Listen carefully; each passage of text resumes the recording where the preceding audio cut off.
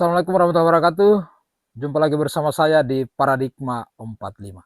Sahabat Paradigma 45 sebangsa setanah air, semoga kita semua senantiasa diberikan kesehatan oleh Allah Subhanahu wa taala untuk senantiasa menjaga negara kesatuan Republik Indonesia.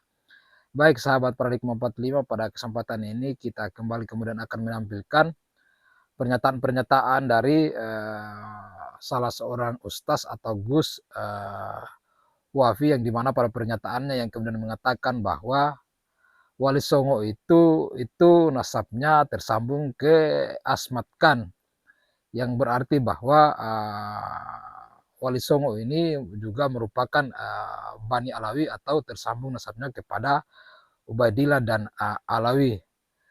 Yang kemudian Ustaz Wafi ini kemudian melogikakan bahwa kenapa kemudian Wali Songo ketika itu tidak mengaku sebagai Habib atau Habaib, karena ditakutkan jangan sampai ajaran Islam dipersempit dan dibatasi oleh Belanda ketika itu. Jadi saya kira ini adalah logika yang tidak masuk akal, dangkal, dan bahkan dikatakan sangat dungu ya. Kenapa kemudian kita katakan bahwa ini adalah logika jongkok dan tidak masuk akal? Karena seperti misalnya sejarah dari Utsman bin Yahya, Habib Utsman bin Yahya, yang ketika itu dia bahkan didatangkan oleh Belanda dan dijadikan mufti Batavia, dan kalau boleh dikatakan bahwa Utsman bin Yahya ketika itu adalah PNS atau pegawai dari Belanda dan dijadikan mufti di Batavia ketika itu. Jadi logika yang kemudian disampaikan oleh Gus Wafi ini adalah logika yang tidak masuk akal dan tidak rasional. Sehingga pernyataan-pernyataan itu kemudian mendapatkan kritikan tajam dan keras dari salah satu ustaz, yang dimana kritikan itu disampaikan melalui kajian kitab Turus yang sangat jelas membahas terkait dengan bagaimana Wali Songo dan bagaimana Utsman bin Yahya yang kemudian pada saat itu dipekerjakan oleh Belanda. Untuk itu langsung saja kita saksikan apa yang disampaikan oleh ustaz yang kemudian mengkaji kitab Turus berikut ini. Wali Songo itu waliun min awliya Allah. Wali Songo itu Pak, dan nasab Wali Songo itu jalurnya kepada Ahmad Khan, terus itu ya Abdul Malik, Ahmad Shah Jalal, terus sampai Ubaidillah. Berarti Wali Songo juga Habib, sama-sama Habib. Kenapa udah dipanggil Habib? Karena datang kepada Habib Yahya, Habib Lutfi bin Yahya. Nah, bagi datang kepada Habib Lutfi. Kenapa sih kalau Wali Songo itu kalau disebut Habib Mas? Begini Gus, dulu di zaman Belanda kalau ketahuan itu dzurriyyah Rasulullah pasti akan dipersempit dakwahnya, makanya disimpan kehabiban dulu seperti itu kata dia. Makanya nggak kelihatan. Assalamualaikum warahmatullahi wabarakatuh. Ikhwanan dan muslimin yang dimuliakan Allah. Kalau kita melihat penjelasan atau pemaparan dari Ustaz Wafi ini kan seakan-akan beliau ini sangat paham sekali tentang masalah silsilah, tentang masalah dzurriyyah Wali Songo atau silsilah Wali Songo. Beliau itu mengatakan bahwasanya Wali Songo itu sambungnya ke Azmat Khan, yang nanti juga ke Ubaidillah bin Ahmad Al-Muhajir bin Isa.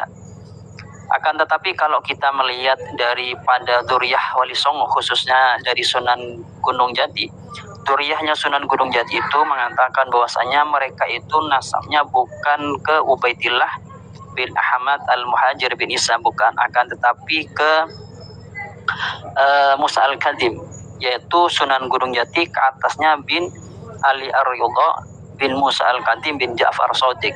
Jadi nasabnya berbeda menurut versi dari dzurriyyah Sunan Gunung Jati. Jadi dzurriyyah Wali Songo ini khususnya yang dari Sunan Gunung Jati sambungnya tidak ke Ubaidillah, akan tetapi kebeda, yaitu ke Musa Al-Kadim.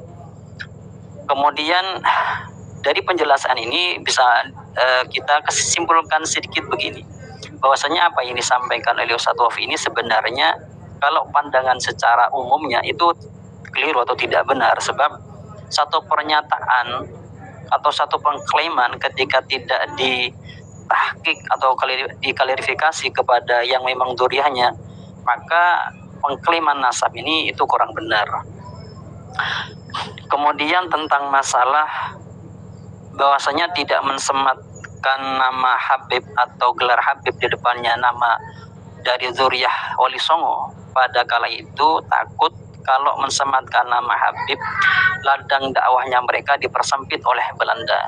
Maka pernyataan ini kalau kita melihat dari sejarah dari Habib Osman bin Yahya Mufti Batavia, maka sangat bertentangan.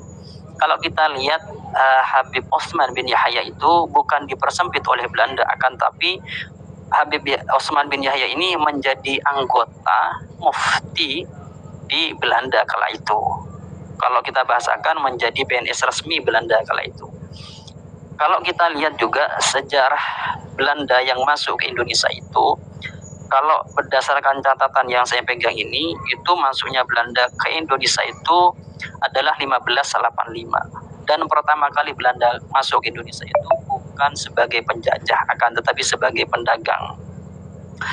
Kemudian kalau kita lihat juga periode Wali Songo ini terbagi menjadi 8. Kalau kita lihat dari periode-periodenya, kalau periode 1585 maka itu masuk periode ke-6, ke-7 dan ke-8.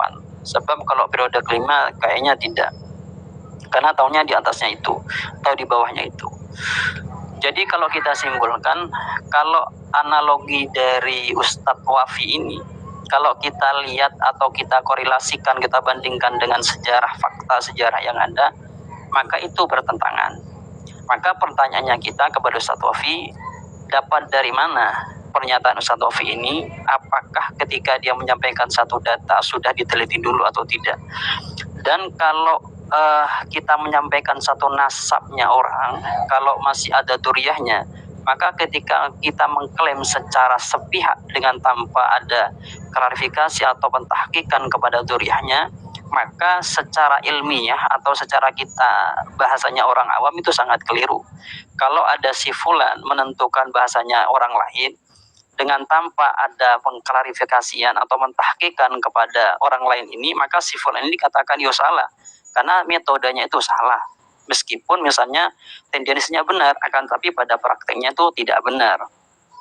Tentu kalau kita pandang secara pandangan kacamata orang awam, yang begini ya, yang tahu terhadap nasab daripada suatu nasab atau keturunan itu ya mesti keturunannya, karena setidaknya para mbahnya, para terus ke bawahnya itu kan mencatat, sehingga mereka lebih tahu. Sehingga kalau ada orang yang bukan termasuk dari keturunannya kemudian mencatat atau mengklaim ini tidak ada atau ini adalah keturunan yang ini, maka hal itu tidak benar.